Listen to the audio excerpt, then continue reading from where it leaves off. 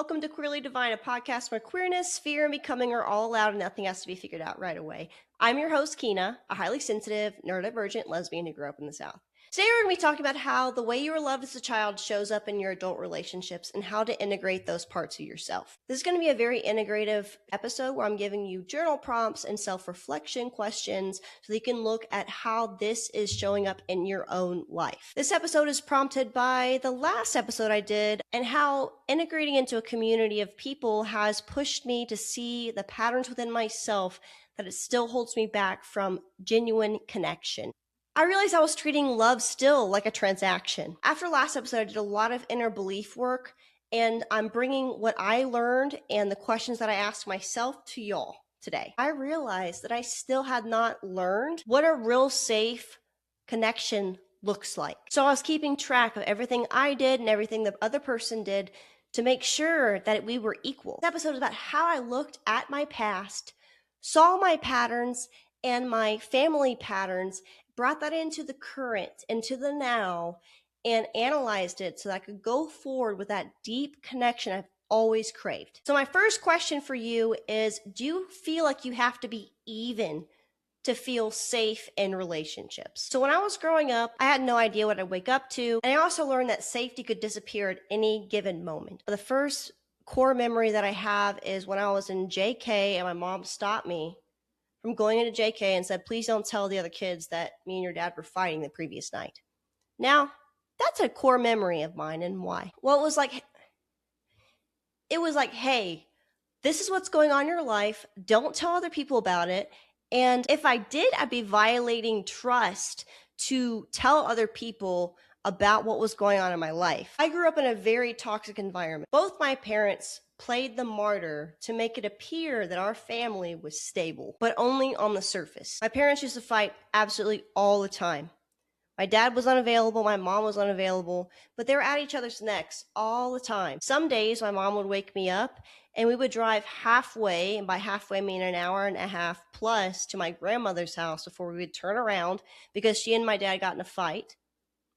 Or my mom would wake me and my siblings up and we would go to a hotel just to get away from my dad. So when I went to sleep, I was never sure what I was waking up to. So I want you to ask yourself, did your home feel safe and predictable when you were younger? And did you feel like you were always on alert? I already told y'all when I was 15, my parents finally got divorced. And when that happened, I was grappling with my own identity and I had to be there for my mom because my dad left. And so I was the emotional support for my mother. I remember when my dad left, I would just hold my mom while she cried and apologize for my dad. Like it was my fault that he left and he did all the things that he did. Now, backstory. When I was about 7 years old, I was the one that realized my father had cheated on my mother. And from that point on, I became the investigator. And the reason why I became the investigator, because I thought if I figured out what my dad was up to, I would make my mom happy. And from that age on, it was my responsibility to comfort her. So she would cry and be like, I'm so sorry he did that. I'm so sorry. I'm so sorry. I hated my dad for a very long time because he wasn't there. He left. My dad was never emotionally available for me. It took me a long time to understand that my dad was not able to emotionally be there for me because he couldn't even emotionally be there for himself. He was in a constant battle daily. So was I. But when my dad left, he really had to learn how to rebuild his life. He had to build his own castle so he could come back and help me. And that's a hard truth that I've had to understand over time. Because out of all the people in my family, my dad recently has been the only one that shows up for me. But very, very inconsistently still. And when he shows up inconsistently, it triggers that younger version of myself because he wasn't there consistently. He would always apologize to me when my mom made me go to soccer practice, and I hated soccer. My coaches were very abusive to me. And this may seem sad to a lot of y'all, and it is sad. I used to lock myself in my closet and play tic-tac-toe with myself on the wall or under my sink until I got too big. My dad would pick me up and he'd apologize, saying, I'm so sorry, because he was doing what my mom told him to do. So he was silent. And y'all know that's also what I learned to be able to get what I needed as a child. When I would cry, all of my emotions were manipulative. And so I learned very young that crying meant I was trying to manipulate others and that I was weak for crying. So a question I'll ask you is, were you the strong one growing up? Were you holding everybody else up? And when others had big feelings, did you hold those emotions for them? This leads me back to age 7 when I became the investigator for my mom, thinking that I was doing best and right by her by figuring out what my dad was doing. And I learned to manage relationships that were never mine to manage. Here's an example. When I was in 3rd grade, very soon after I figured out my dad was the one cheating on my mom, I came up with the idea to call my mom before school because my dad dropped me off at school. And I was going to leave my phone in the back of his car so my mom could listen to whatever he was saying to this woman. And that day was Valentine's Day at school. And I had a pink slide razor phone at the time. And all the parents came up and were having a party, and everyone asked where my mom was. And I didn't know. I had no idea where she was. I just knew she wasn't there when she promised me she would be. Later that night, I came home and she was sobbing. And though I felt unsupported when everyone else's parents were there at school, I never brought it up because I didn't want my emotions to get in the way of her authentic expression of her feelings. So again, I held her at 7 or 8 years old. And if you listen to this podcast, you remember that I told you I did a shamanic journey to retrieve the 3rd grader part of myself that was in the rainforest, because that was the year we had the rainforest play. And I am going to make a podcast about shamanic journeying. But this podcast is to help you understand your own patterns while listening to my story. So when you were younger, did you try to prevent things from happening? And were you always the one that was reading the room? Because I sure was. That was my very beginning of my journey to becoming an empath. This leads me to my next section, love. How were you loved when you were younger?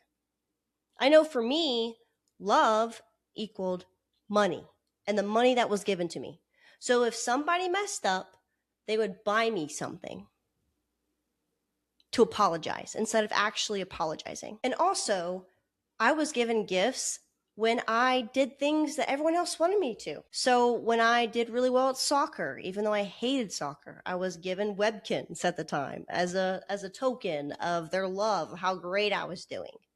In school, same thing. So love wasn't something that I received, it was something that I earned. And now we're going to talk about attachment styles and parents, because if you can identify the attachment style that your parent had, it will further help you in your growth now. So anxious attachment style in a parent looks like them wanting a connection, but it's overwhelming. Like they relied on you emotionally and you felt responsible for their emotions. So for me, that partially looks like my mother. Now avoidance styles look like they didn't have any emotions and they shut down when they did feel an emotion. So you learn to handle things alone. Hyperindependence comes from a lot of factors, but particularly the avoidant.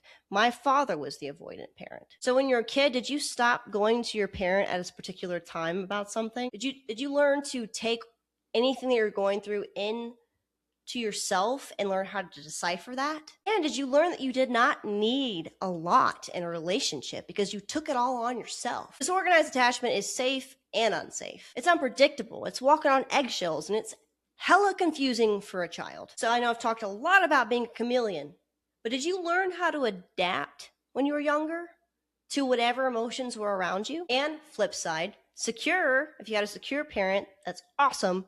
Happy for you. Those are safe. They're safe. You can come to them when you need them.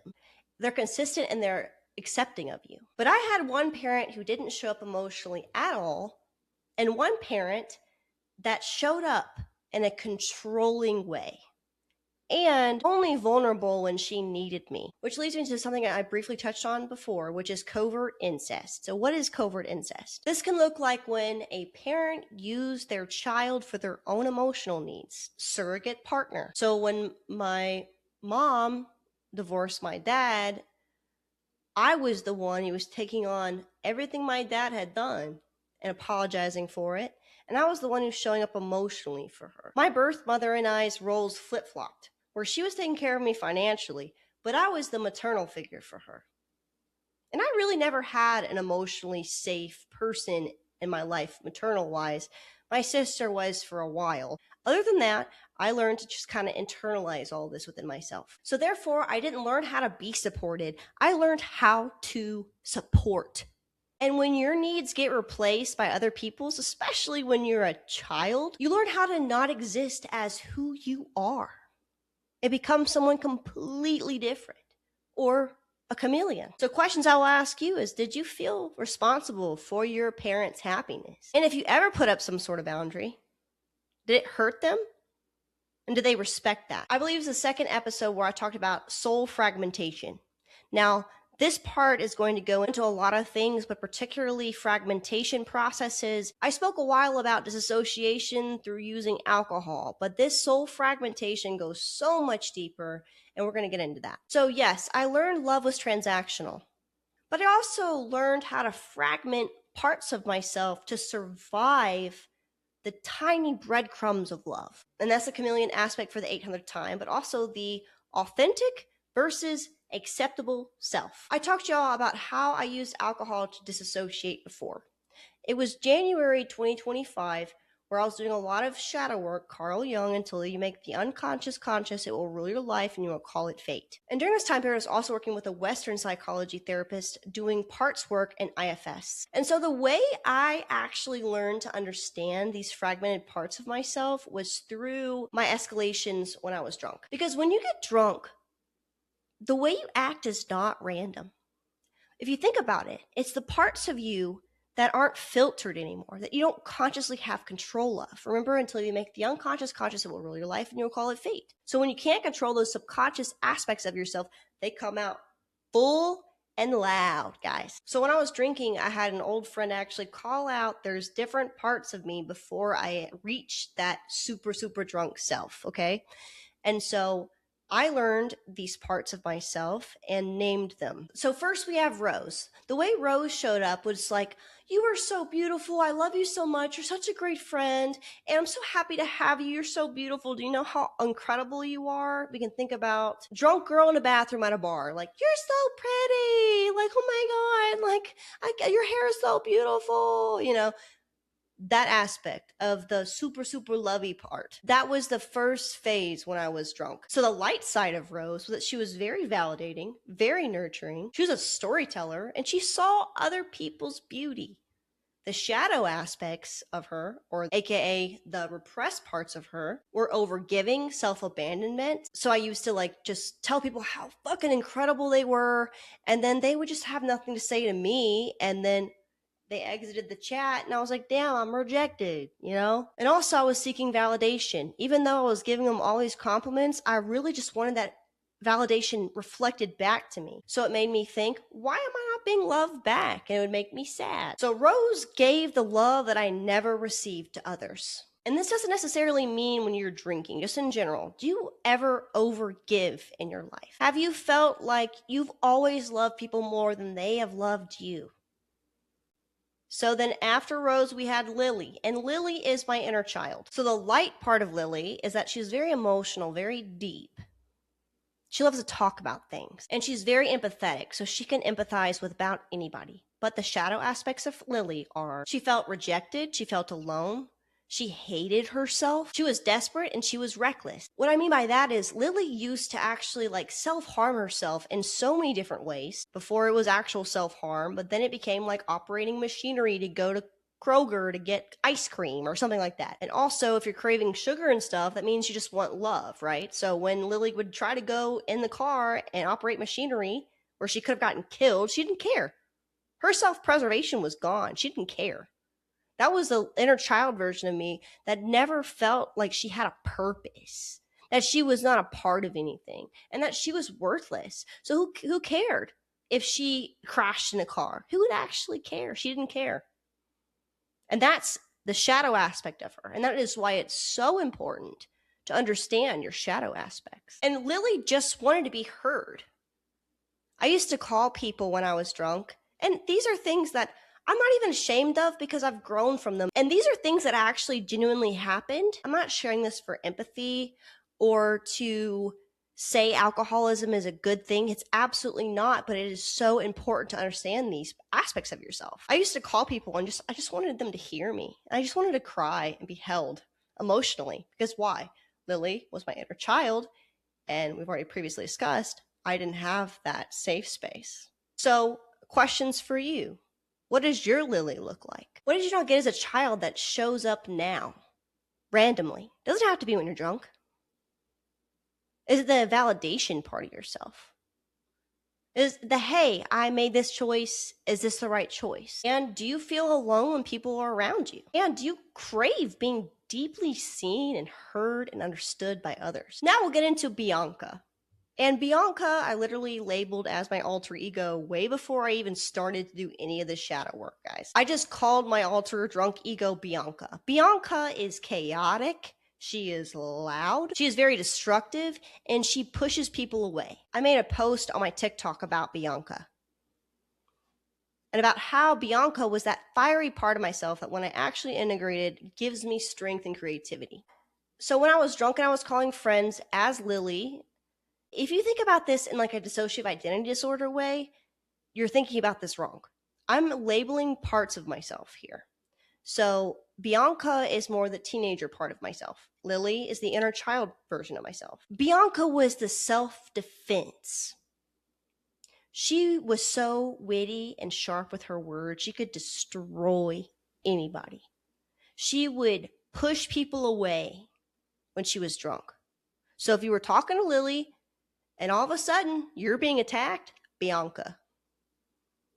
That was the step 3 of being drunk, is I would be so mean to people who genuinely loved me. Shut the fuck up! You have to shut the fuck up! I told you to be quiet. We're doing this right now. You can exit the room if you would like. Shut the fuck up. I didn't say anything. Or leave. But it was because I was pushing them away from me to protect myself. Or Bianca, if you will, was. It wasn't until I did a meditation to really see Bianca for the first time. So I imagined myself as a queen of a castle. I had people around me and I called in Bianca. And when those doors opened, I did this with my therapist. I saw Bianca and she was chewing gum and she was very teenager-like. Didn't give a fuck. The parts of myself that I suppressed all the time way back when were my loud parts, were my chaotic parts. And this goes back to my childhood where I was silenced and I was accepted when I was quiet. But when I wasn't quiet, I was a problem and I was put on more medication. And the threats of, I'm going to put you in a mental health hospital, was Lakeside in Memphis, were thrown upon me when I was acting out, aka just being emotional, like being a child. So I rejected Bianca. I didn't allow that loud version of myself to enter my realm. I was reckless in not a self-harm way, but reckless in my relationships that would push people away. And when I did that meditation and I really talked to Bianca for the first time, I realized the light of Bianca was she was the foot on my gas pedal. She gets shit done. She believes in herself so much. Fuck everybody else. I'm going to do it regardless. And although I'm naming these parts of myself now, they're integrated. But in the past, it took me a long time to name these parts of myself and to be able to integrate them. Because once you separate these parts of yourself and the timelines of your life, you're able to understand them and see why they felt the way they did and why they acted the way they did. So you can return from a place of self-hatred of those parts of yourself to a place of self-love. Now, Bianca is my fiery aspect. She loves being loud. She be, fuck you, right? But she means that in a loving way now. If you go on my TikTok, you'll see that video I posted. I was like, I'm a content creator. Fuck you, you know? I'm like a fucking Instagram boyfriend. I'm not even... wide angle. I know. No, we don't do wide angle on this. But then I immediately go into, no, we don't do wide angle, right? And that TikTok that I made is such a beautiful example of what happens when you integrate all those parts of yourself. I'm talking a lot about Bianca because it's important, because Bianca destroyed these relationships before she could be hurt. And when I finally found friends that fully saw me, I was able to really integrate her. So Bianca is loud and chaotic. But when she has those people around her that see that part of her and love her regardless, she feels safe and she feels seen. And when you realize Bianca wasn't this horrible person, because I used to just be like, oh, sorry, that was Bianca who said that to you. Haha. But she was protecting me from something subconscious that I was not dealing with, which was, if I'm fully seen, I will be rejected. And this story with Bianca leads me to ask you, what parts of yourself are too much for other people that you suppressed? Because Bianca only came out when I was drunk. way back when. What happens when you integrate that part of yourself that's too much for other people? What power does that give you? For me, again, foot on the gas pedal, creativity, things like that, which make her fucking awesome. She's fiery. She's a lover, and she's creative as fuck. In a previous podcast, I talked about my alter ego during stand-up comedy named Skylar. When I was doing some research through my notes for this podcast episode, I came across my shadow aspects in January 2025, and I saw the name Skylar. And in this note from January 7th, 2025, at 5 a.m., what was I doing awake? It says, Skylar, adult sexual rocker version of myself who is a self-proclaimed badass lesbian bitch, which is hilarious. If you remember that podcast I talked about my stand-up comedy, the last stand-up comedy set I did in Memphis, the punchline was, yes, I am a demisexual sappy savage, but really, I'm just your friendly neighborhood badass lesbian bitch. So when I saw this note, I laughed out loud. So when I was growing up, my dad saw a lot of other women when I was younger, and I've forgiven him for that. But I learned from my mother that sex was a bad thing. So if you want to layer that on top of being gay, that's a double whammy. Gay sex was a bad thing, right? So Skylar initially was, again, I maybe told y'all, a safe space for me to talk about gay stories. She was expressive, she was sexual, and she was confident about it. But she only expressed herself when she felt safe. Those sexual parts of myself were hidden for so long. And so when she was performing stand-up comedy sets, she was safe when she was performing, but not real life. So, reflection question, guys. When you express yourself, what parts of yourself, when you're expressing them, weren't safe to express? Whether that's through your family, through your friends, through life in general. And obviously, this is a queer podcast. So are there parts of you that see your identity and shame the sexual part of it? Even though you fully integrate who you are as a person in your identity, are there parts of you sexually that you suppress and don't allow to be loud? And I also want you to think about what parts of you feel safe. Which leads me to alcohol. If you drink alcohol, you've ever gotten drunk, these are the fragmented parts of ourselves that we can look at so we can finally integrate them. When your filter drops, your subconscious speaks. And when you're drinking alcohol, it doesn't create new versions of yourself. It's reflecting back at you the parts of yourself that you're suppressing. So, brief summary, Rose is my lovey-dovey side. Lily's my emotional side. Bianca is that chaotic kind of destruction side of myself. And Skylar's my expressive part of myself. The drunk archetypes. You're so beautiful person. What does that look like? Well, they probably just want to be fully seen in their waking life when they're not drunk. So they overgive, they overlove, they overvalidate because they really want that themselves. Do you overgive love when you feel safe? All right, let's talk about the crying drunks. The one that everyone has to take home because they start sobbing. So funny. Not funny. For that person, I would ask, do you allow yourself to feel sad? Or do you act so strong like you have everything together that you don't show weakness and you don't show sadness? And before you get to that crying state when you're drunk, are you just trying to get people to hear you and to love you and support you and be there for you? Because you're not doing that in real life all the time. That oversharing is what you actually really need when you're not drunk. You need someone to listen to you and support you and be there for you. So when you're not drunk, what are you holding in and what are you not getting? Now we'll talk about the angry drunks. What are you reacting to in daily life? What are you angry about that you're suppressing? The angry drunks are reactive. They're aggressive. So the truth is, what are you suppressing that you're allowing day to day that when you finally get drunk, it's finally just exploding out of you? What are you not expressing? What emotions are you not allowing people to hear? Are you frustrated in your daily life and not communicating that appropriately? Are you not taking the actionable steps needed to make yourself feel better? Are you not taking the actionable steps to create the life that you really want? So when you are drinking, you're angry about your life and you can't do anything about it, so then you project onto other people. Anger is not a bad emotion. A lot of times it's frustration. That's the core emotion. Irritation about your life. If you're an angry drunk, I ask you, what are you not saying Now, for the people who are hyper confident and sexual when they're drunk, I will ask you this. Where do you hold yourself back? Do you think showing your sexuality is a bad thing? Are you ashamed of it in your daily life? Are people not seeing you and loving you and telling you how beautiful you are? And so when you're drunk, you project that into an extreme form. Because if you are, you're suppressing your identity. Now we'll talk about the drunks that literally just shut down, are disassociative. We've been there. These people probably feel numb and disconnected in their daily life. So the truth is, their nervous system freezes. They kind of feel safe to freeze.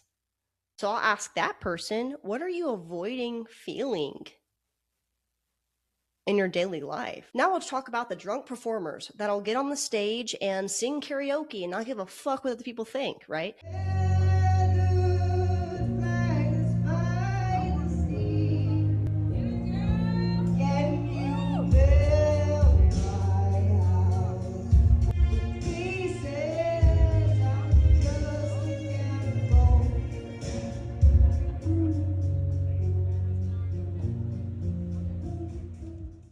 What part of yourself are you not showing people in your daily life? And do people really know the real you? And do you want to be seen? Do you want to be visible, but you're afraid to be seen and visible? It's that visibility wound, it's a witch wound, it's a lot of different things.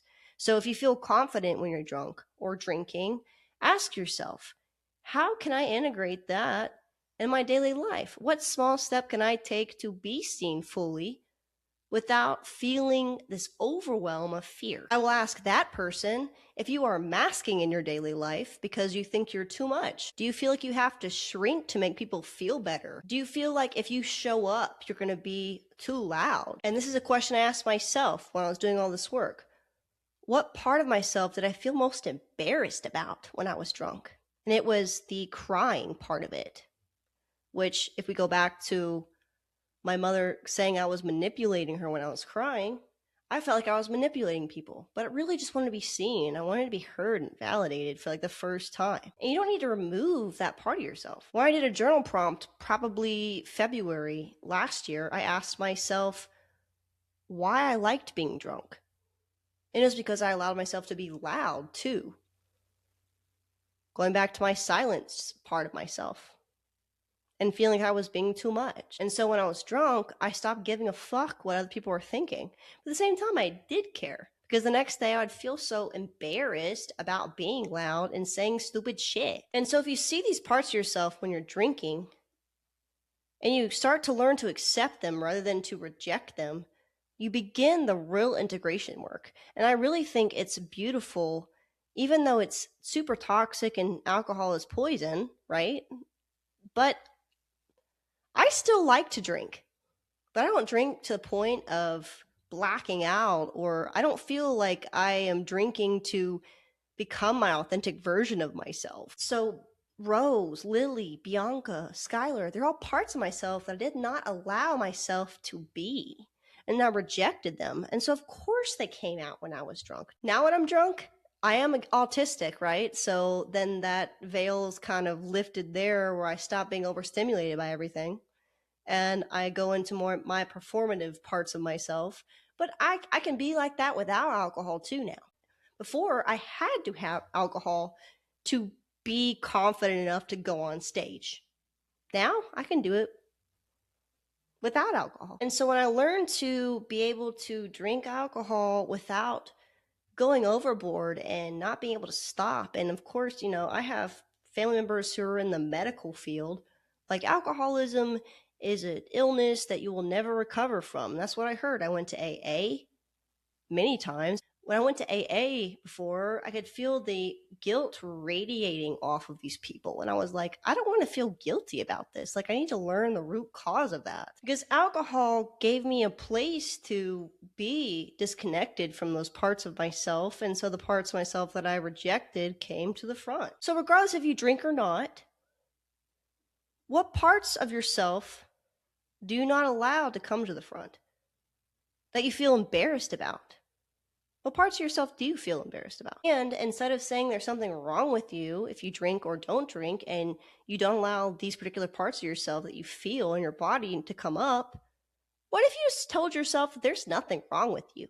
What if there was nothing wrong with you, but the fragmented parts of yourself are just now readily available to come to the front? Do you feel broken or split in some cases? And when do you feel more like yourself? What environments make you feel more like yourself? Now, since we've covered that, I'm going to go into relationships, back to kind of the beginning of this episode. Now, doing all this work recently has made me realize that relationships are a rhythm, they're a dance, they're ping pong, as my old friend used to say. And one big thing that I struggled with for a long time was receiving from other people, because I had to give myself everything. But every single system that I created fell apart because you need support. We are humans, we're social creatures. If you don't have the support system and you're trying to rely on everything yourself, it's bound to collapse. You need other people, you need connections. Do you struggle with receiving? Do you struggle with receiving help? Do you struggle with receiving gifts? What is it that you struggle with receiving? And that's a great place to start, because again, we're human. Having needs does not make you too much. It makes you human. Do you feel guilty for asking for what you need, and why? And if you do, go back to what I've said already about growing up, your parents' attachment styles. That's so important. And romantic relationships are literally just reflections and mirrors of the relationships that you have with your parents. And so all of that work that I did made me realize that, again, as I said before, I realized that I thought relationships were transactional. And I did not see until very, very recently that people can love me for who I am as a person. And a part of being a friend to somebody or just being in a relationship with somebody is being inconvenienced sometimes. That's a part of it. And needing something from other people, again, is not too much. It makes you human. It makes you somebody who needs connection and needs support, because we can't give everything to ourselves. I did for a very long time, but it didn't come from an aligned place within myself. It came from this hyper independent state that I thought I could hold everything myself, but I couldn't. That's why I kept crashing and freezing. I kept crashing, my nervous system would freeze. I had to reset again. So it's important to build these systems. It's important to build the structure and the connection around you. And so if you feel like you had to adapt your whole life, if you felt like you had to watch and then react based on what was around you, I want you to ask yourself, what happens when you stop doing that? What happens when you show up as who you are? What happens if you integrate all of those parts that we've talked about? And if there's something I didn't talk about, please let me know in the comments. I'll get to it in another episode. Because these are not bad parts. In IFS, there's no bad parts. In shadow work, there are just repressed parts of yourself. And so when you can integrate those fragmented parts of yourself and you see them and you validate them and you give them what they need, they won't come out unexpectedly. I've talked about this in all my episodes, I believe. And so not keeping score of what you're doing in your relationships or even yourself, like what have I not done and what have I done, right? And that's an interpersonal relationship with yourself. For a long time, I used to get pissed off at myself when I wasn't getting XYZ done and I just wanted to rest. But it was until I stopped feeling guilty for resting and realizing that was a part of it, because I've been holding everything myself and I needed time to rest, reflect, and recover. That's yin, feminine energy. You can't go. That's yang, masculine energy. Unless you're also resting and reflecting. Because we have both parts, feminine and masculine, within us. So, to end all of this, I want you to look at the way your parents loved you, the way you learned to be loved, the parts of you that weren't accepted, the parts of you that may act out randomly, and how do you react to those parts when they come out? Do you randomly burst into anger? What parts of you are you not allowing to speak in your daily life, to the point you're suppressing those parts until they finally just come out? When you're doing this integration work and you allow these parts of yourself to be seen and felt in your body, they don't have the time or space or need to come out randomly. So how can you connect these subconscious parts of yourself into your waking conscious so that you can be the whole person that you're meant to be? I hope you all enjoyed this episode, and if y'all have any questions, please leave a comment. This is a listener-supported podcast, and if you go to the link in my description or wherever you're watching this video or listening to this, I have a link for coffee where you can support the podcast financially. You can share this video, you can like this video, you can comment. Anything is appreciated, guys. And I know at some point in time, these episodes will be making a difference. I don't have a lot of following right now, but I know I'm going to get there. And if you're not subscribed to this, please subscribe, follow me. I'd really greatly appreciate it, guys. And again, I'm so excited to be creating this with y'all. I have so much love for all of y'all. Y'all can do it. Y'all are badasses. Y'all are that bitch. That's gender neutral. I feel like that bitch is gender neutral. You're a baddie. That's definitely gender neutral. And y'all have a great night.